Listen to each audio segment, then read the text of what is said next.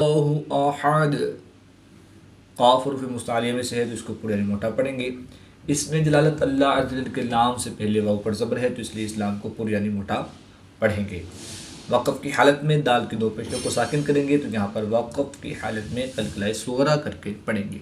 قل هو اللہ احد۔ اللہ پاک آپ کے دن خوشیوں سے بھر دے۔ ویڈیو پسند آئے تو ضرور لائک فرمائیں۔ اللہ الصمد، اس میں جلالت اللہ عز و جل کے نام سے پہلے حمزہ پر زبر ہے تو اس لیے اسلام کو پورا یعنی موٹا پڑھیں گے۔ صاد حروف مستعلیہ میں سے ہے تو اس کو پورا یعنی موٹا پڑھیں گے۔ دال کی پیش کو ساکن کریں گے تو یہاں پر وقف کی حالت میں قلقلہ صغریٰ کر کے پڑھیں گے۔ اللہ الصمد۔ اگر آپ ہمارے یوٹیوب چینل کے ذریعے آن لائن قرآن پاک پڑھنا چاہتے ہیں تو الحمدللہ عز و جل جدید نورانی قاعدہ آن لائن قرآن اکیڈمی میں ہمارے پاس فیمیل اسٹوڈنٹس کے لیے فیمیل سٹاف اور میل اسٹوڈنٹس کے لیے میل سٹاف موجود ہے۔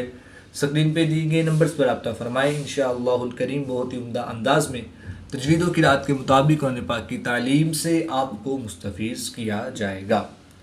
لم یلد ولم یولد، دال ساکن ہے تو یہاں پر قلقلہ صغریٰ کر کے پڑھیں گے۔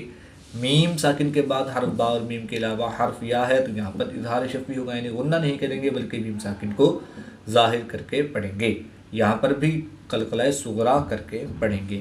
لم یلد ولم یولد۔ نیکی کو آگے بڑھائیے، ویڈیو شیئر کریں تاکہ سب کو فائدہ ہو۔ اللہ آپ کو دنیا و آخرت میں سرخرو فرمائے۔ وَلَمْ يَكُنْ لَهُ كُفُوًا أَحَدٌ، میم ساکن کے بعد حرف با اور میم کے علاوہ حرف یا ہے تو یہاں پر اظہار شفوی ہوگا، یعنی غنہ نہیں کریں گے بلکہ میم ساکن کو ظاہر کر کے پڑھیں گے۔ نون ساکن کے بعد لام حروف اربع ان میں سے ہے تو یہاں پر ادغام بلا غنہ ہوا، یعنی کہ بغیر غنہ کے ادغام کر کے پڑھیں گے۔ دو زبر کی تنوین کے بعد حمزہ حروف ہلکی میں سے ہے تو یہاں پر اظہار ہوگا، یعنی غنہ نہیں کریں گے بلکہ تنوین کو ظاہر کر کے پڑھیں گے۔ دو پیش کی تنوین کو وقف کی حالت میں ساکن کریں گے تو یہاں پر وقف کی حالت میں قلقلہ صغریٰ کر کے پڑھیں گے۔ وَلَمْ يَكُنْ لَهُ كُفُوًا أَحَدٌ۔ صدق اللہ العظیم۔ الحمدللہ عز و جل آیت نمبر 4 پر سورۃ الاخلاص کمپلیٹ ہوئی۔